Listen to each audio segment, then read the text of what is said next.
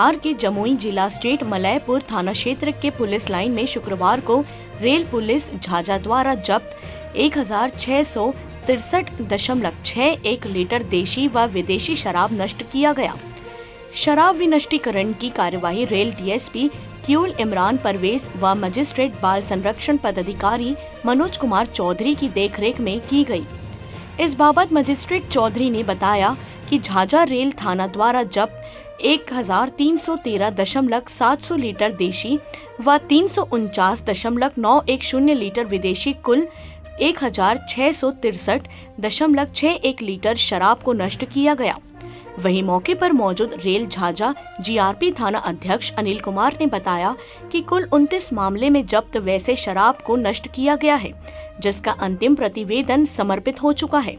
मौके पर Kiul rail DSP Imran Parvez ने कहा कि रेल पुलिस शराबबंदी को लेकर सख्त है। पुलिस संदिग्धों पर पैनी नजर रखती है व हर ट्रेनों में सघन जांच अभियान चला रखा है। उन्होंने सभी रेल थानाध्यक्ष को पर्व के मद्देनजर सभी ट्रेनों में सघन जांच अभियान चलाने की बात कही है।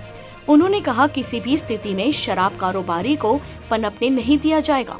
आम लोगों से भी ट्रेन में शराब होने की स्थिति में इसकी सूचना रेल पुलिस को देने की अपील किया। इस मौके पर दर्जनों की संख्या में रेल पुलिस मौजूद थी। क्या चीज का यहाँ शराब का जो विनिष्टीकरण हो रहा है और क्या है पूरा मामला सर?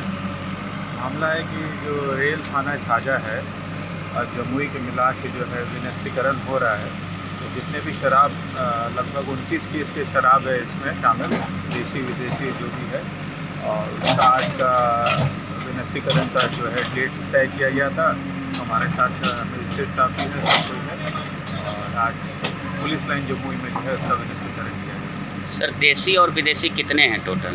ये तो बाइफर्केट करके तो रखे हुए हैं, ऐसे टोटल समझिए कि 1300 के आसपास लीटर है जो इसका विनिष्टीकरण। तो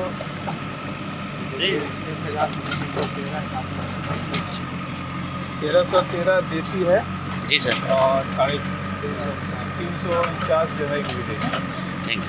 बिहार जमुई से धीरज कुमार की रिपोर्ट।